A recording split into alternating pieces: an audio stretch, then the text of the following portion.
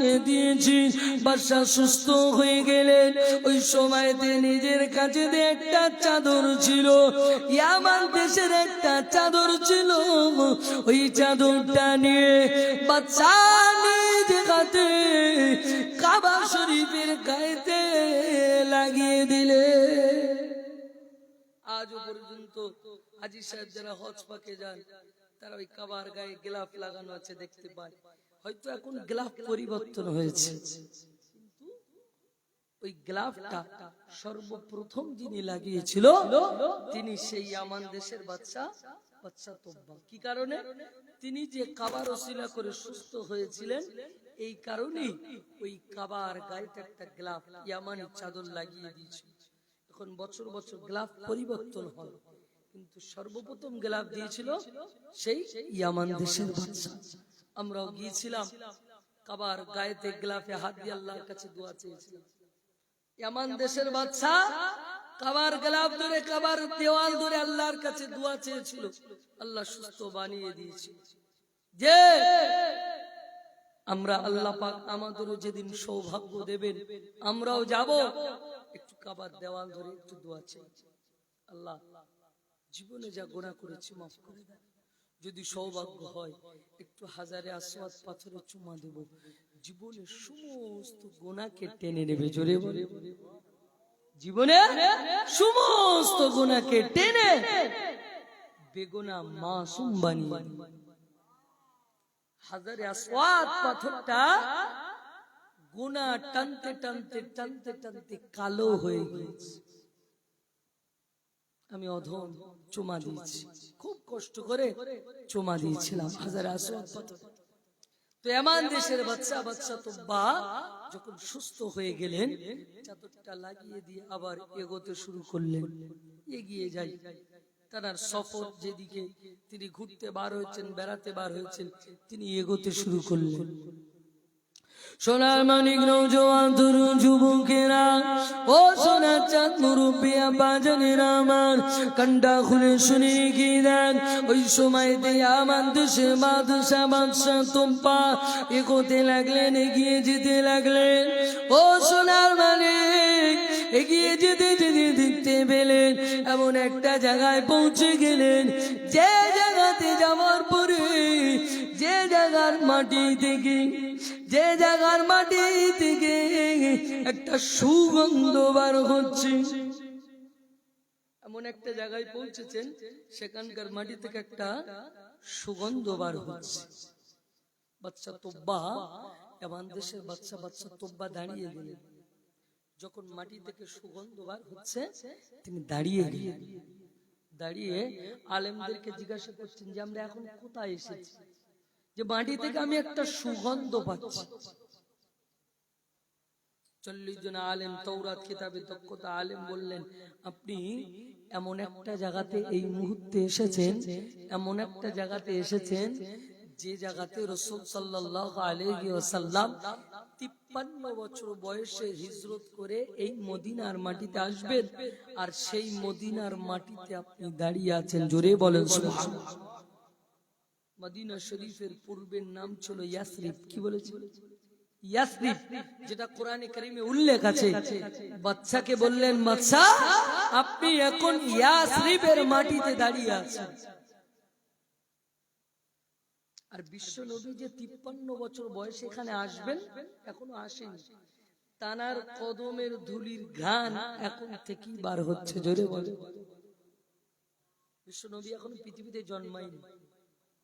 ইয়ামান দেশের বাদশা যখন বাদশাকালীন ছিলেন, তিনি যখন তার রাজত্বকালীন যখন ছিলেন, তখন নবী পৃথিবীতে আসেনি।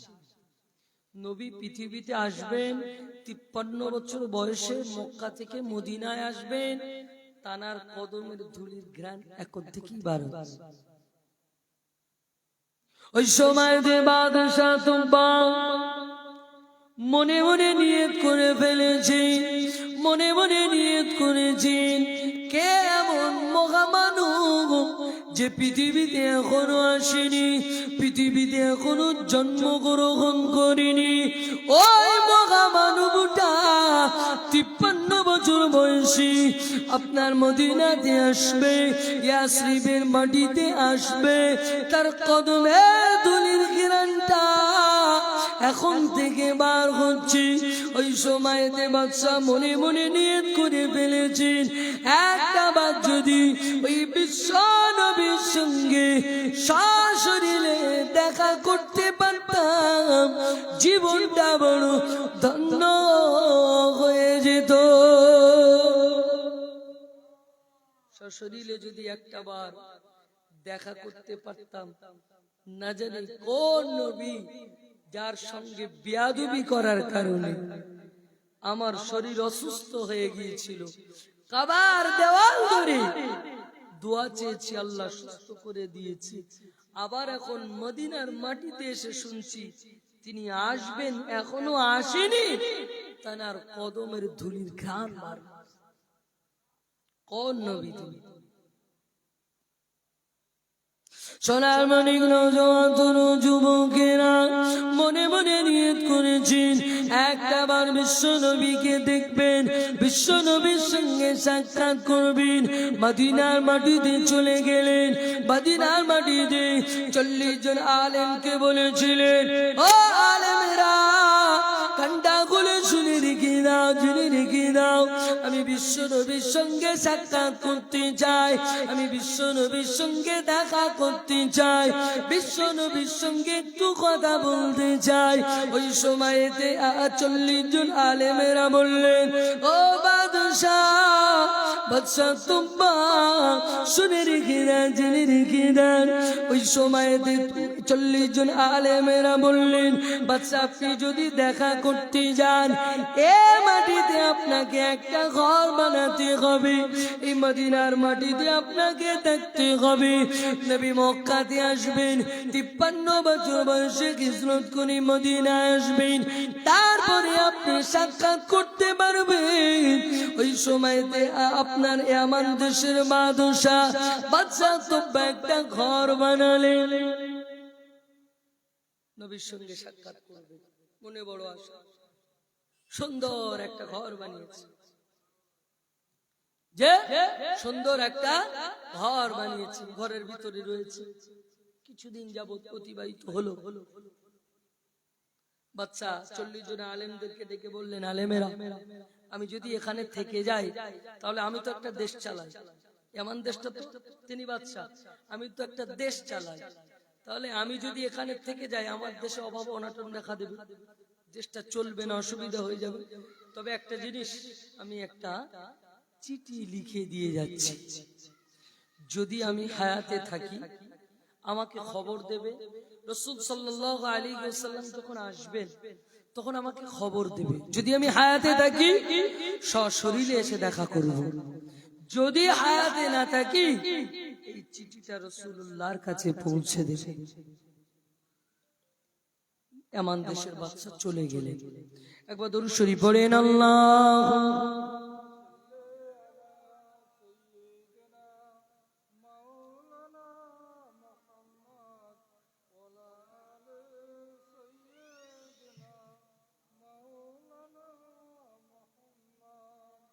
আমি যদি কোনদিন মদিনাতে যাই, মদিনার মাটি তুমি শুনে নিও, রাসূল পাকের ওই কদম দুলা সুরমা করে মোর চোখে দিও।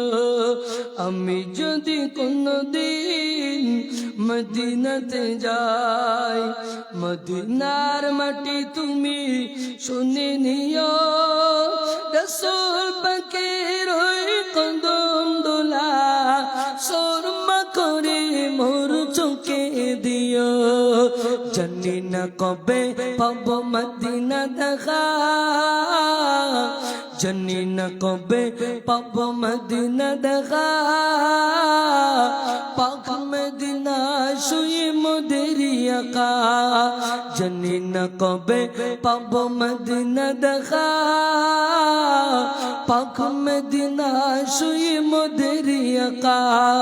তোমার দিদার কেন মোর চোখে নাই, তোমার দিদার কেন মোর চোখে নাই, একবার দিও দেখা নবী গো আমার, একবার দিও দেখা নবী গো আমার। আমি যদি কোনদিন মদিনাতে যাই, মদিনার মাটি তুমি শুনে নিও, রাসূল পাকের ওই কদম দোলা সুরমা করে মোর চোখে দিও, রাসূল পাকের ওই কদম দোলা সুরমা করে মোর চোখে দিও। আল্লাহুম্মা সাল্লি আলা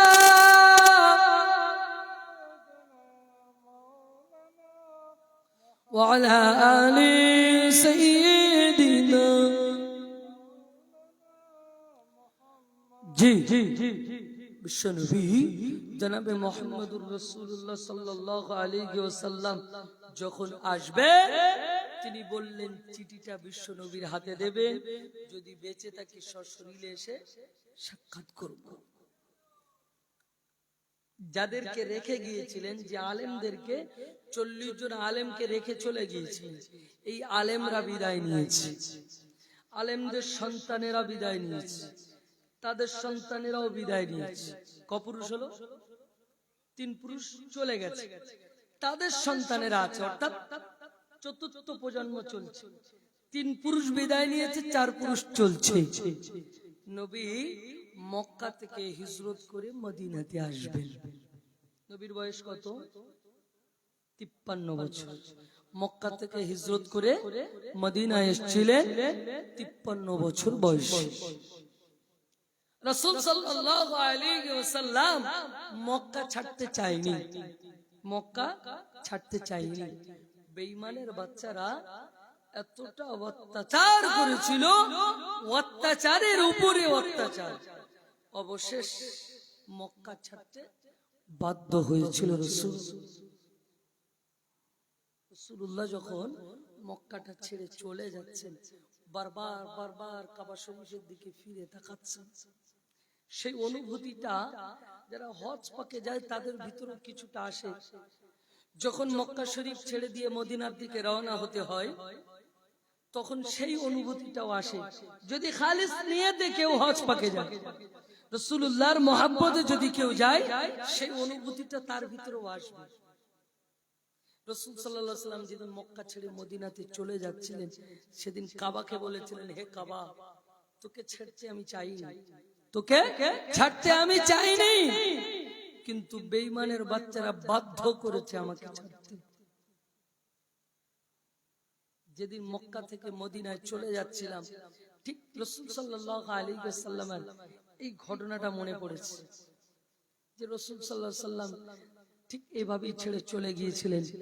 আবার কবে আসবো আল্লাহ জানে, আর আসতে পারবো কিনা জানি না, হয়তো মৃত্যু হয়ে যেতে পারে, আর নাও আসতে পারি। এই কাবা আর সশরীরে দেখতে পাবো না, সচক্ষে আর দেখতে পাবো না। সোনার মানিক নওজোয়ান তরুণ যুবকেরা, আল্লাহ নবী মদিনাতে যাবেন, আল্লাহ নবী মদিনাতে যাবেন। মদিনার মানুষেরা, আনসারী সাহাবারা ওই সময়তে আল্লাহ নবীকে ইস্তিকবাল করার জন্য দাঁড়িয়ে আছে, আল্লাহ নবীকে ইস্তিকবাল করার জন্য দাঁড়িয়ে রয়েছে। ও সোনার মানিক নওজোয়ান তরুণ যুবকেরা, কান্না খুলে শুনে রেখে দেন, আল্লাহ নবী মদিনার মাটিতে প্রবেশ করলেন, আল্লাহ নবীকে ঘিরে দাঁড়িয়ে গেলেন, আল্লাহ নবীকে মোবারকবাদ জানালেন, আহলান সাহলান জানালেন। ওই সময়তে দেখতে পাওয়া গেল, ও সোনার মানিক, আল্লাহ নবী বিশ্ব নবী জনাবে মুহাম্মদুর রাসূলুল্লাহ সাল্লাল্লাহু আলাইহি ওয়াসাল্লামকে সাহাবায়ে কেরামেরা একজন বলতে লাগলেন, লাগেন হুজুর আপনি আমার বাড়িতে চলেন, আরেকজন বলতে লাগেন হুজুর আপনি আমার বাড়িতে চলেন, আরেকজন বলতে লাগেন হুজুর আপনি আমার বাড়িতে চলেন, আরেকজন বলতে লাগেন হুজুর আপনি আমার বাড়িতে চলেন, আরেকজন বলতে লাগেন হুজুর আপনি আমার বাড়িতে চলেন। একে একে সবাই আল্লাহ নবীকে নিয়ে যাওয়ার জন্য স্থির হয়ে গেছে। সবাই চিন্তা করে রাসূলুল্লাহকে আমি নিয়ে যাব, রাসূলুল্লাহকে আমার বাড়িতে রাখবো, সবাই চিন্তা করে। আল্লাহ নবী বিশ্ব নবী জনাবে মুহাম্মদুর রাসূলুল্লাহ সাল্লাল্লাহু আলাইহি ওয়াসাল্লাম হিকমতের কাজ করলেন। কি করলেন? হিকমতের কাজ করলেন। যে আমি এখন যদি অনেকজন আমাকে বলছে চলেন আমার বাড়িতে চলেন, আমি যদি স্বেচ্ছায় বলি চলো তোমার বাড়িতে যাই, তাহলে বাকি যারা বলেছে তারা একটু কষ্ট পাবে। যে রাসূলকে আমিও বললাম ও বললো, কিন্তু ওর কথাই গেল আমার কথাই গেল না, একটু কষ্ট পাবে। রাসূলুল্লাহ একটু হিকমতের কাজ করলেন যাতে কেউ কষ্ট না পায়। রাসূলুল্লাহ 63 বছরের জিন্দেগিতে ছোট থেকে বড় আর বয়স্ক বৃদ্ধা পর্যন্ত কোন মানুষ রাসূলের হাতের দ্বারায়, মুখের দ্বারায়, চোখের দ্বারায়, আপনার কোন অঙ্গ প্রত্যঙ্গের দ্বারায় কষ্ট পায়নি। রাসূলুল্লাহ কাউকে কষ্ট দেয়নি। রাসূলুল্লাহ ভাবছেন আমার দ্বারা সে কষ্ট পাবে, এটা তো হতে পারে না। হিকমতের কাজ করলেন রাসূল সাল্লাল্লাহু আলাইহি ওয়াসাল্লাম। ওই সময়তে বললেন আচ্ছা ঠিক আছে, আমার কাছে যে কাসওয়া উটটা রয়েছে আমি এই কাসওয়া উটের উপরে উঠে বসবো, এই উটটা যার বাড়িতে নিয়ে যাবে আমি তার বাড়িতেই যাব। জোরে বলেন সুবহানাল্লাহ। এখন কেউ বলতে পারবে কষ্ট পাবে? কেউ কষ্ট পাবে না। কেন? উট নিয়ে গেছে, অবলা জন্তু। রাসূল বললেন কাসওয়া উট আমাকে যেখানে নিয়ে যাবে আমি সেখানেই থাকবো, তার বাড়িতেই থাকবো। ওই সময় কাসওয়া উটটা চলে যেতে লাগলেন। ও সোনার মানে কান্ডা করে শুনে রেখে দেন। ওই সময় কাসওয়া উটটা চলে যেতে লাগলেন। যেতে যেতে দেখতে পাওয়া গেল ওই কাসওয়া উটটা আবু আইয়ুব আনসারীর বাড়িতে চলে গেলেন। আবু আইয়ুব আনসারীর বাড়িতে চলে গেলেন। আবু আইয়ুব আনসারীর বাড়ির সম্মুখে একটা খালি জায়গা রয়েছে, যে খালি জায়গাটা রাসূলুল্লাহর বড় মুহাব্বত, রাসূলুল্লাহর বড় পছন্দ হয়ে গিয়েছে। রাসূলুল্লাহ জায়গাটা বড় পছন্দ করেছে। ওই জায়গাতে দাঁড়িয়ে গেলেন, কাসওয়া উটটা দাঁড়িয়ে গেলেন। আল্লাহ নবী আবু বকর হুজুরকে বললেন, ও বাবাজি আবু বকর, এই জায়গাটা তো আমার বড় পছন্দ হয়েছে, এই জায়গাটা তো আমার বড় পছন্দ হয়ে গিয়েছে। ও বাবাজি আবু বকর, এই জায়গাটাতে আমি একটা মসজিদ বানাতে চাই, এই জায়গায় আমি একটা মসজিদ বানাতে চাই। তো জায়গাটা কার? খোঁজ নেওয়া হলো। দুইজন এতিম বাচ্চা তাদেরকে ডেকে পাঠালেন। আল্লাহ নবী বিশ্ব নবী বললেন এই জায়গাটা আমি তোমাদের কাছ থেকে খরিদ করে নিতে চাই, কিনে নিতে চাই, তোমরা কি দেবে? তারা বললেন ইয়া রাসূলুল্লাহ দেব। সঙ্গে সঙ্গে আবু বকর হুজুর বললেন, হুজুর এই জায়গার বিনিময় যতটা অর্থ লাগবে, যাই লাগবে আমি আবু বকর সেটা দেব। জোরে বলেন আমি আবু বকর সেটা দিয়ে দেব। তাহলে জায়গা পছন্দ করেছেন কে? রাসূলুল্লাহ। কার জায়গা? দুজন এতিম বাচ্চা ছেলের জায়গা। কিনে নিলেন কে? আবু বকর হুজুর। মসজিদ বানাবেন রাসূলুল্লাহ। ওই জায়গাতে একটা মসজিদের ভিত্তি স্থাপন করলেন। আজও পর্যন্ত সেই মসজিদটাতে লাখ লাখ মানুষ নামাজ পড়ে। সেই মসজিদটা হলো মসজিদে নববী। হুজুর এসছে? হ্যাঁ কি বল? বুঝতে পারছি না।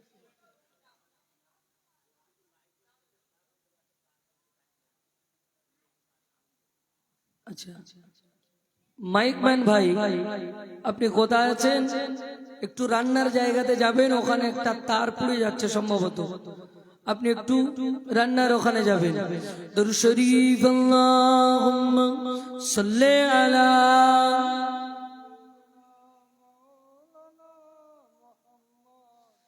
ওয়া আলা আলি সাইয়্যিদিনা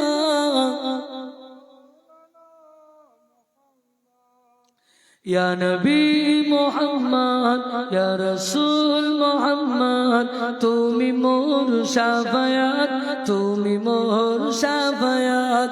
ইয়া নবী মুহাম্মদ ইয়া রাসূল মুহাম্মদ, তুমি মোর শাফায়াত, তুমি মোর শাফায়াত।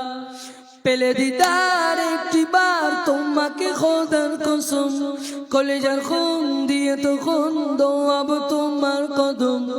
আয়াস করুনি দেখনি ভাঙে ইশকে সকল দাঁত, তুমি মোর শাফায়াত, তুমি মোর শাফায়াত। ইয়া নবী মুহাম্মদ ইয়া রাসূল মুহাম্মদ, তুমি মোর শাফায়াত, তুমি মোর শাফায়াত। ইয়া নবী মুহাম্মদ ইয়া রাসূল মুহাম্মদ, তুমি মোর শাফায়াত, তুমি মোর শাফায়াত। কোরআন পাক 101, আল কোরআনে নবীর নাম দুটি কম, আল্লাহর নাম 99 গিয়ে থাম। কোরআন পাক 101, আল কোরআনে নবীর নাম দুটি কম, আল্লাহর নাম 99 গিয়ে থাম। কুসুম বিগিন দেখো ডিম, তার পাবে না কোনো স্বাদ, তুমি মোর শাফায়াত, তুমি মোর শাফায়াত, তুমি মোর শাফায়াত, তুমি মোর শাফায়াত। পেলে দিদার একটি বার তোমাকে খোদার কসম, কলেজার খুন দিয়ে তখন দোয়াব তোমার কদম। ইয়া নবী মুহাম্মদ ইয়া রাসূল মুহাম্মদ, তুমি মোর শাফায়াত, তুমি মোর শাফায়াত। আল্লাহুম্মা সাল্লি আলা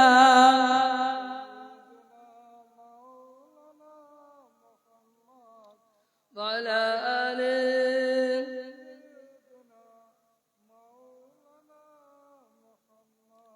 জি বিশ্বনবী জনাবে মুহাম্মদুর রাসূলুল্লাহ ওই এতিম বাচ্চা ছেলের জায়গাতে একটা মসজিদ বানালেন। কি বানালেন? মসজিদ। সেই মসজিদটার নাম কি? মসজিদে নববী, মসজিদে নববী শরীফ।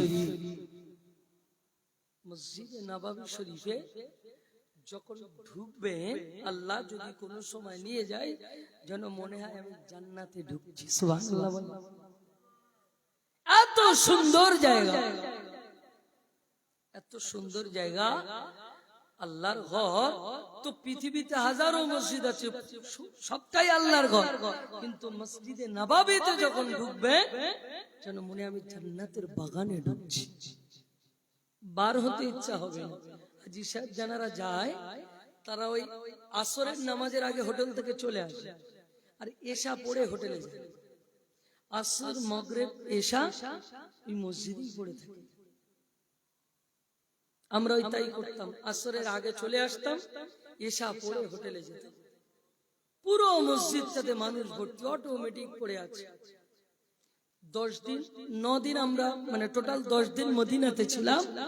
তো মসজিদে নববীতে বসে বসে যতটা সময় পেয়েছি, একটা খতম কালামুল্লাহ শরীফ একটা খতম করেছিলাম। সুবহানাল্লাহ।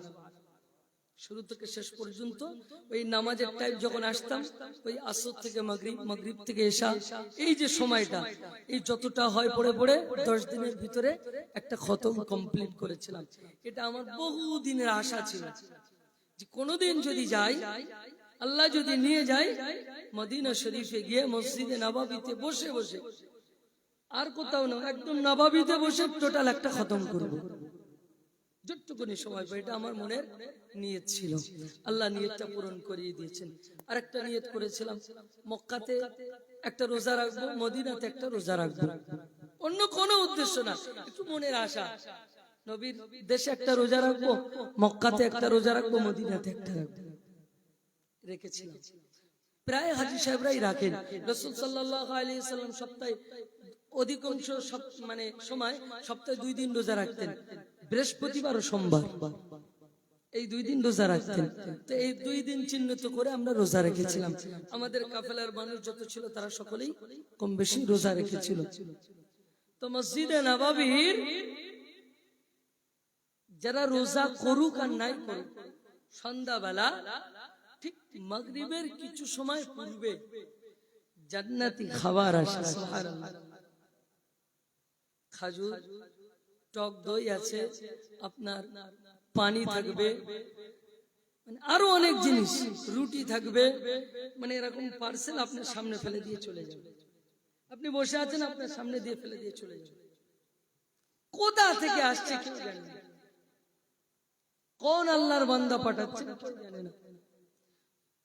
ইফতারি করতে কোনো সময় যদি কেউ রোজা রাখে, ইফতারি কিনতে হবে, ফল পাকড় কিনতে হবে, এখানে কোনো ঝামেলা নেই। ইফতারি কোথা থেকে আসবে আল্লাহ জানে। আপনি বসে থাকবেন, ব্যবস্থা হয়ে যাবে। সোনার মানিক নওজওয়ান তরুণ যুবকেরা কানটা খুলে শুনে রেখে দেন, আল্লাহ নবী মদিনাতে গিয়ে মসজিদে নববীর ভিত্তি স্থাপন করলেন। ও সোনার মানিক, ওই সময়তে ভিত্তি স্থাপন করার পরে আবু আইয়ুব আনসারীর ঘরের ভিতরে চলে গেলেন। আবু আইয়ুব আনসারীর ঘরের ভিতরে যাবার পরে আবু আইয়ুব আনসারী একটা চিঠি দিয়েছিলেন রাসূলুল্লাহর হাতে। চিঠিটা কার মনে আছে? ভাই বাদশা তোবা। কপুরুষ? 3 পুরুষ চলে গেছে, 4 পুরুষ আছে। চিঠিটা রাসূলুল্লাহর হাতে দিলেন। রাসূলুল্লাহ চিঠিটা খুললেন। চিঠিটা খোলার আগে জিজ্ঞাসা করছেন কার চিঠি? বললেন বাদশা তোবা, ইয়ামান দেশের বাদশা দিয়ে গেছে। বললেন কি চিঠি? তখন বললেন হুজুর জানি না। সুবহানাল্লাহ। কপুরুষ পার হয়েছে, চিঠিটা হাত দিয়ে 3 পুরুষ পার হয়ে 4th পুরুষের হাতে এসেছে, এখনো কেউ খুলে দেখেনি। জোরে বলে, কারণ এটা আমানত। বাদশা দিয়েছে কাকে? রাসূলুল্লাহকে। দ্বিতীয়ত কাউকে দেয়নি। হাতে আসবে, কিন্তু আমার চিঠি নয়, আমি খুলবো না। কিন্তু বর্তমান সময় হলে যদি কেউ বলে খোকা এই চরক খোলা একটা লোক দাঁড়িয়ে রয়েছে, এই কাগজটা দিয়ে তো আমার থেকে আবডাল হয়ে খুলে দেখবে কি আছে আগে দেখলেন, কি পাঠাচ্ছে আগে দেখি। ওর কাছে যদি একটা ব্যাগও দেওয়া হয়, ভাই চরক খোলা একটা লোক দাঁড়িয়ে রয়েছে, ব্যাগটা দে তো, ওই মানে সন্টুর বাগানে গিয়ে ব্যাগটা খুলে রাখবে, কি আছে আগে দেখলেন, কি পাঠাচ্ছে দেখি, সোনাদানা কিছু আছে কি নাকি। 4 পুরুষ অতিবাহিত হয়ে গেছে, এখনো চিঠিটা কেউ খুলে দেখেনি। আল্লাহ নবী বিশ্বনবী জনাবে মুহাম্মদ রাসূলুল্লাহ ওই সময়তে চিঠিটা খুললেন। ওই সময়তে চিঠিটা খোলার পরে দেখতে পেলেন এমন দেশের বাদশা চিঠিটা পাঠিয়েছেন। বাদশা যদি বেঁচে থাকতো আমার কাছে চলে আসতো। বাদশা তো হায়াতে নাই। বাদশা বলেছিলেন যদি হায়াতে থাকি চলে আসবো, না থাকলে চিঠি দেবে। চিঠি এসছে মানে হায়াতে নাই, বাদশা হায়াতে নাই। ওই সময়তে দেখতে পাগল বাদশা চিঠিতে লিখেছেন ইয়া রাসূলুল্লাহ ইয়া হাবিবাল্লাহ হুজুর, ইয়া রাসূলুল্লাহ ইয়া হাবিবাল্লাহ হুজুর, আমি ইয়ামান দেশের বাদশা তোবা, আমি আপনার প্রেমে আপনাকে ভালোবেসে আপনাকে মহব্বত করি, আপনাকে মহব্বত করি, আপনাকে বড় ভালোবাসি, আপনার প্রেমে পড়ে গেছি, আপনার মুজিজা দেখেছি, আপনার মুজিজা দেখেছি। ইয়া রাসূলুল্লাহ হায়াতের জিন্দেগিতে সচক্ষে আপনাকে দেখতে পেলাম না, সচক্ষে আপনাকে দেখতে পেলাম না, কিন্তু না না না না আমি মৃত্যুর পূর্বে আপনার কালিমাটা পড়ে বিদায় নিলাম। চিঠিতে লিখে দিয়ে গেলেন মরণ যেদিন হবে আপনার কালিমাটা পড়ে বিদায় নিলাম। রাসূলুল্লাহ পৃথিবীতে আসেনি, রাসূলুল্লাহর কালমা পড়ে রাসূলের উম্মতের দাবিদার হচ্ছে। আর আমরা রাসূলের উম্মত হয়ে এসেও রাসূলের কালমা পড়ি। সে রাসূলের উম্মত নয়, তারপরেও রাসূলুল্লাহর উম্মতের দাবিদার হয়ে পৃথিবীর জমিন থেকে বিদায় নিয়ে চলে গেলেন।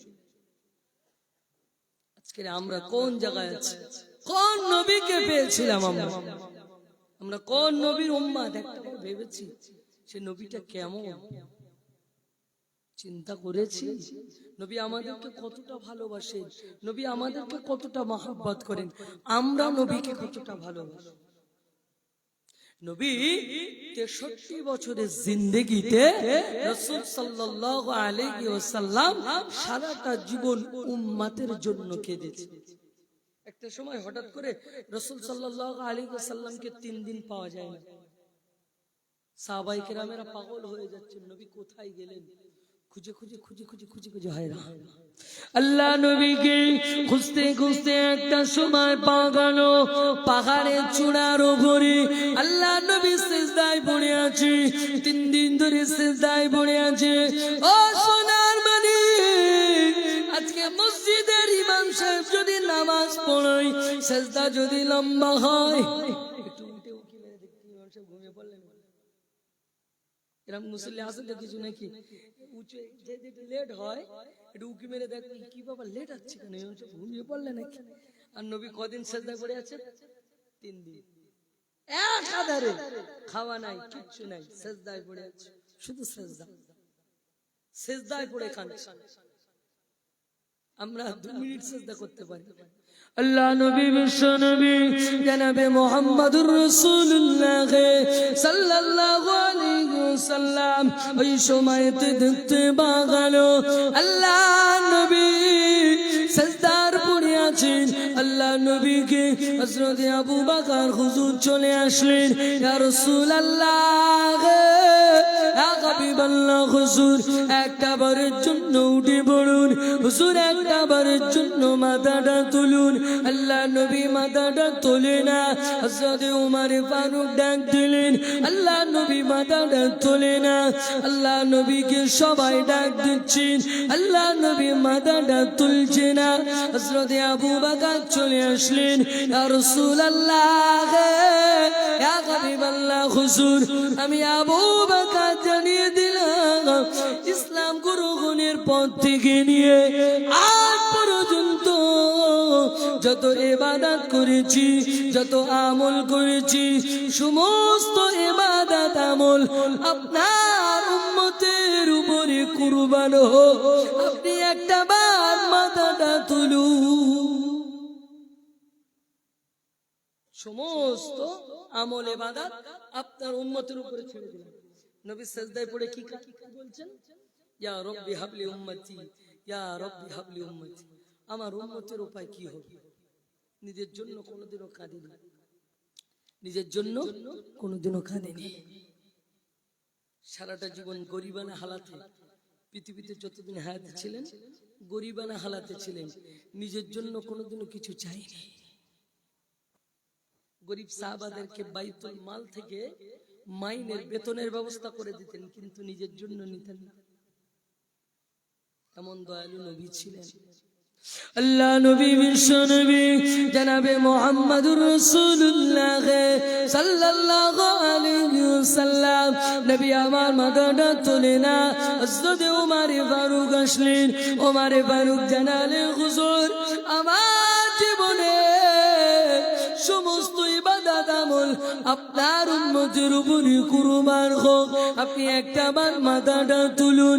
আল্লাহ নবী মাথাটা তোলে না। উসমান হুজুর চলে আসলেন, হুজুর আমার জীবনের আমল ইবাদত আপনার উম্মতের উপরে কুরবান হোক, আপনি মাথাটা তুলুন। আল্লাহ নবী মাথাটা তোলে না। আলী কাররামাল্লাহু ওয়াজহু চলে এসেছে, হুজুর আপনি ওঠেন, আমার জীবনের যত আমল রয়েছে সমস্ত আমল ইবাদত আপনার উম্মতের উপরে কুরবান হোক, আপনি একটা বার মাথাটা তুলুন। আল্লাহ নবী মাথাটা তোলে না। ও সোনার মানিক, কানটা খুলে শুনে রেখে দেন। ওই সময়তে দেখতে পাগালো আম্মা জান ফাতিমা চলে এসেছে।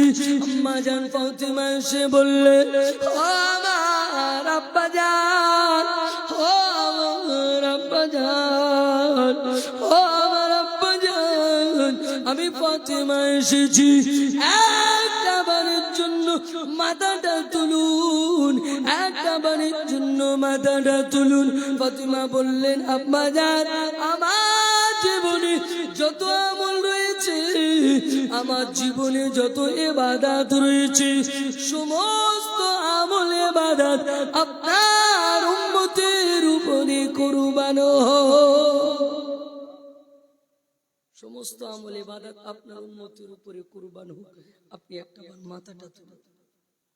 আল্লাহ নবী তাও মাথা তুলছে না, তারপরেও মাথাটা তুলছে না। অবশেষ আম্মা জান ফাতেমা বললেন, আব্বা জান, আব্বা জান,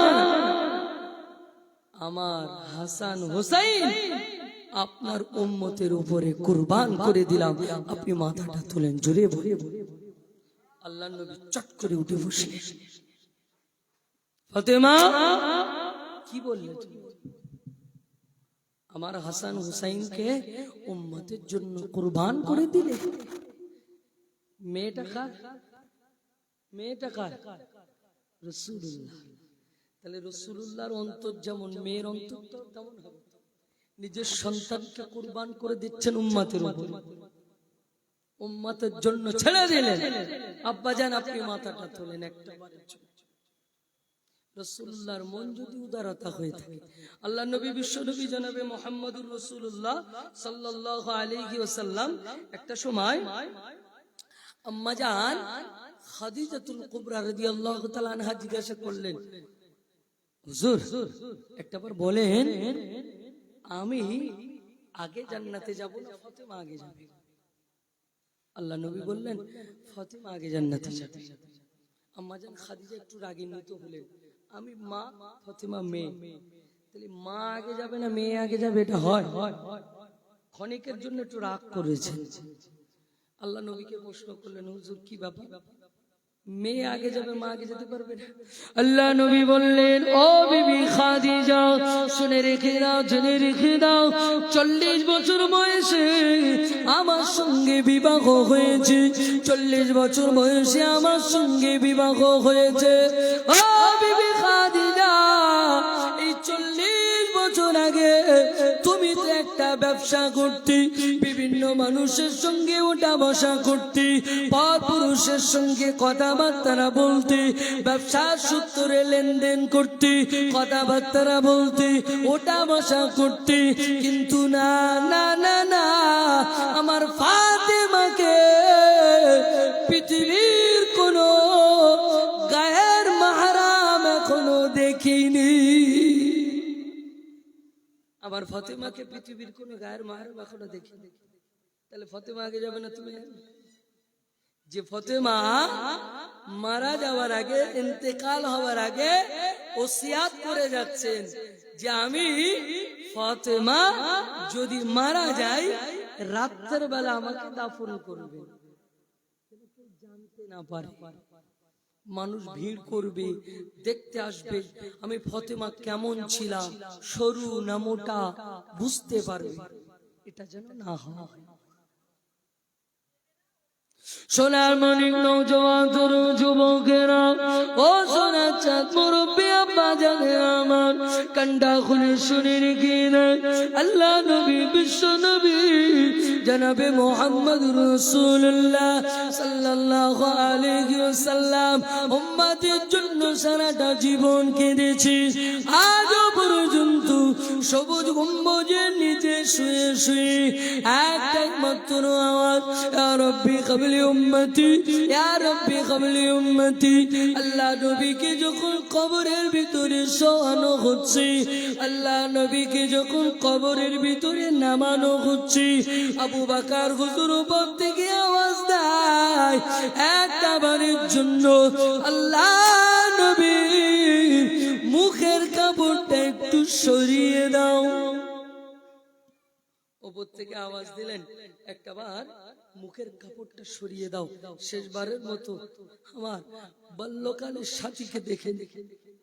আবু বকর হুজুর ছিলেন আল্লাহ নবীর বাল্যকালের সাথী, খেলাধুলার সাথী। আবু বকর হুজুর বলছেন, শেষবারের মতো আমার নবীকে দেখে নেই, একটাবার মুখের কাপড়টা সরিয়ে দাও। সাহাবায়ে কেরামেরা মুখের কাপড়টা একবার সরিয়ে দিলেন। আবু বকর হুজুর উপর থেকে দেখতে পেলেন চোখের কোণায় পানি জমে রয়েছে, আর জবানটা যেন বিড়বিড় বিড়বিড় বিড়বিড় করে নড়ছে। আবু বকর হুজুর কান্না ধরে রাখতে পারলেন না। উপর থেকে যে সাহাবীটা আল্লাহর নবীর মাথাটা বুকের সঙ্গে জড়িয়ে ধরে রেখেছে, তাকে বললেন, একটাবার রাসূলুল্লাহর জবানের কাছে কানটা লাগিয়ে দাও। দেখো না, আমার নবী যেন জবানটা বিড়বিড় করে নড়ছে। আল্লাহ নবী জবানের কাছে কানটা লাগিয়ে দিলেন, একটা মাত্র আওয়াজ বার হয়, ইয়া রাব্বি ক্বাবলি উম্মতি, ইয়া রাব্বি ক্বাবলি উম্মতি, ইয়া রাব্বি ক্বাবলি উম্মতি। ও সোনার মানিক, যে মানুষটা 63 বছর আপনার জন্য কেঁদেছি, কবরে শুয়ে পড়বেন তখনও আপনার জন্য কাঁদছেন। ও সোনার মানিক, কতটা আপনাকে মহব্বত করেন, কতটা আপনাকে ভালোবাসেন, কতটা আপনাকে প্যার করেন। কিয়ামতের ময়দানে আপনার জন্য সুপারিশ করবেন, হাসরের ময়দানে আপনার জন্য সুপারিশ করবেন। একটা দল বিশ্ব নবীর কাছে যাবে, প্রত্যেকটা নবীদের কাছে চলে যাবে। যখন কোনো কুল কিনারা থাকবে না, আব্বা জানের কাছে যাবে, আব্বা জান নেকি দেবে না। আম্মা জানের কাছে যাবে, আম্মা জান নেকি দেবে না। ভাইয়ের কাছে চলে যাবে, ভাই নেকি দেবে না। বোনের কাছে চলে যাবে, বোন তো নেকি দেবে না। স্ত্রীর কাছে চলে যাবে, স্ত্রী তো নেকি দেবে না। ও সোনার মানে, ওই সময়তে তারা আলোচনা করবে, চলো না একটা বার আমাদের আদি পিতা আদম আলাইহিস সালামের কাছে যা। আমাদের আদি পিতা আদম আলাইহিস সালামের কাছে যাই, হয়তো আমাদের জন্য একটু সুপারিশ করতে পারে। চলে যাবে সবাই আদম আলাইহিস সালামকে গিয়ে যখন বলবেন, আদম আলাইহিস সালাম ওই সময়তে বলবেন, আমি তো নিজের জন্য ব্যস্ত, আমি তো আল্লাহর কাছে ভুল করেছি, না জানি আল্লাহ ক্ষমা করবেন, না জানি আল্লাহ ক্ষমা করবেন কিনা, আমি তোমাদের জন্য কি সুপারিশ আর শাফাত করব, চলে যাও, আমি পারবো। জাতির পিতা ইব্রাহিম আলাইহিস সালামের কাছে যাবে, একটাই উত্তর আসবে, আমি আল্লাহর কাছে ভুল করেছি, না জানি আমার অবস্থাটা কি হবে, চলে যাও তোমরা। একে একে প্রত্যেকটা নবীর কাছে চলে যাও, আর প্রত্যেকটা নবী একটাই কথা বলবে, আমরা সুপারিশ করতে পারবো না, নিজের জন্য ব্যস্ত। পৃথিবীর জমিনে দেখবেন এক শ্রেণীর পীর আছে, পীর দামান ধরো জান্নাতে যাবে, আছে না? দামান ধরো জান্নাতে যাবে। আচ্ছা বলুন, এক শুষ্ক ব্রেনে, কোরআন হাদিস সাইতে রাখলাম, শুষ্ক ব্রেনে একটু বুঝুন তো, আদম আলাইহিস সালাম যদি বলে আমি আমার জন্য ব্যস্ত, পৃথিবীর প্রথম মানব, পৃথিবীর প্রথম মহামানবকে আদম আলাইহিস সালাম, কাকে প্রথম সৃষ্টি করেছিলেন? আদম আলাইহিস সালাম আর হাওয়া আলাইহিস সালাম। পৃথিবীর প্রথম মহামানব পুরুষ আদম আলাইহিস সালাম যদি বলে আমি আমার জন্য ব্যস্ত,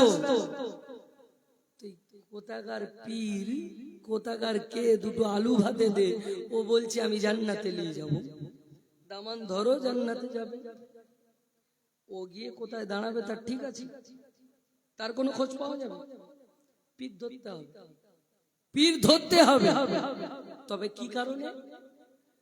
রাসূল সাল্লাল্লাহু আলাইহি ওয়াসাল্লামের সুন্নাত তরিকার রাস্তাটা তার কাছ থেকে জেনে নিতে হবে, পীর অবশ্যই ধরতে হবে, সুন্নাত তরিকার রাস্তাটা তার কাছ থেকে জেনে নিয়ে নিজের জীবন জিন্দেগিতে চলতে হবে আল্লাহর হুকুম, রাসূলের সুন্নাত তরিকা মোতাবেক।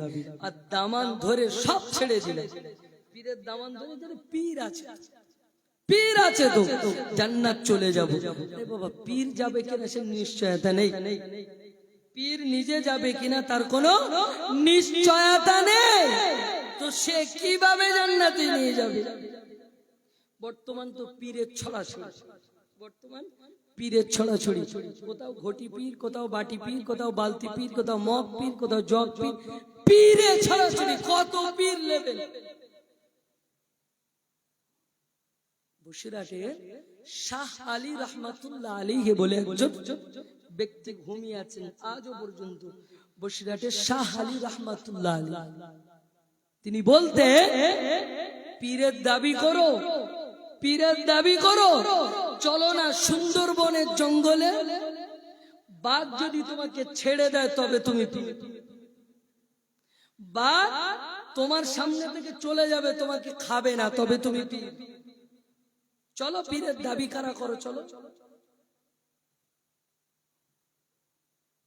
সোনার মানিক নওজোয়ান তরুণ যুবকেরা কান্ডা খুলে শুনে রেখে দেন, বসিরহাটে শাহ আলী রহমাতুল্লাহ আলাইহি জঙ্গল থেকে কাঠগুলো কেটে কেটে বাঘের পিঠে দিয়ে দিতেন, চলে যা বাড়িতে রেখে আয়, বাঘ রেখে চলে আসতেন। ও সোনার মানিক, জীবনে বাসে চড়েনি, ট্রেনে চড়েনি, বাঘের পিঠে চড়ে চড়ে বেড়াতেন। জোরে বলে, এনারা হচ্ছে পীর, এনারা হচ্ছে পীর। আজও পর্যন্ত বসিরহাটে রাস্তানা রোড বলে একটা রোড আছে, ওই রোডে হুজুরের মাজার, আল্লামা হুজুরের মাজারের কিছুটা আগে একটা ছোট রোড আছে, আস্তানা রোড বলে। ওই রোডে গেলে হুজুরের মাজার আছে। হুজুরের মাজারের পাশে একটা মাজার আছে, ওটা হলো বাঘের মাজার। হুজুরের সঙ্গে যে বাঘটা থাকতেন সেই বাঘের মাজার।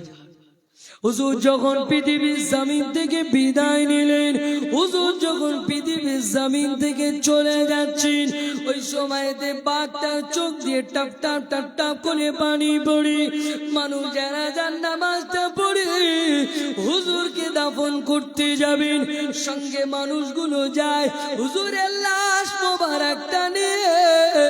মানুষ যখন কবরস্থানের দিকে যায়, বাঘটাও সঙ্গে সঙ্গে যায়।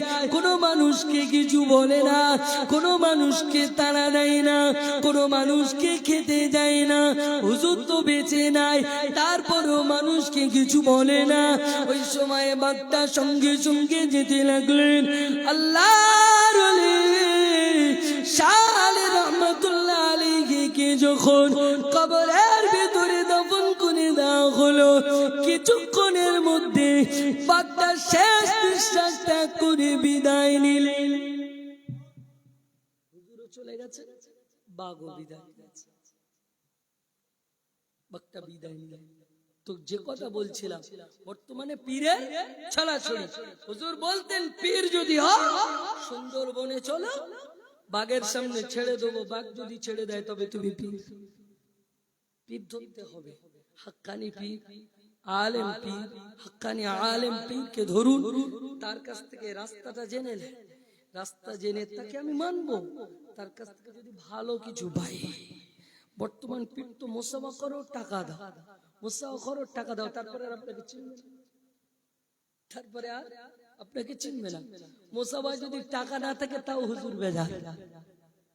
আপনি খালি মোসাফা করতে যান, যেন হাত বের হয় না, হুজুর বেজা।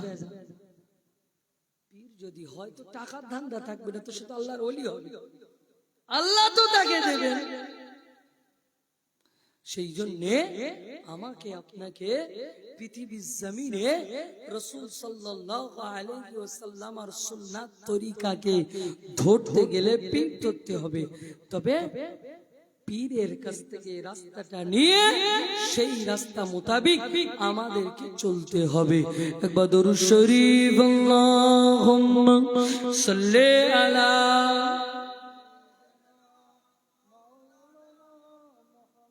ওয়ালা আলি সাইয়্যিদিনা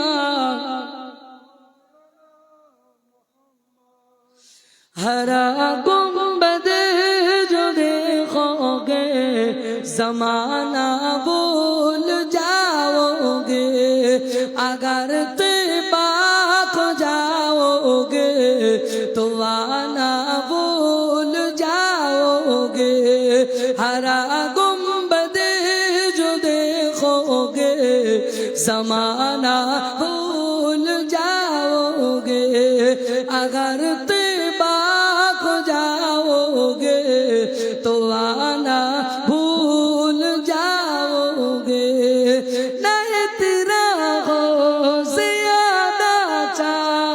सितारों अपने रंग तू पर नहीं तेरा हो ज्यादा चाँद सितारों अपने रंग तू पर मेरे आका को देखोगे चमकना भूल जाओगे अगर तैबा को जाओगे तो आना भूल जाओगे अगर तुम गार से मेरे नबी की नात सुन लोगे अगर तुम गार से मेरे नबी की नात सुन लोगे मेरा गावा है तुम गाना बजाना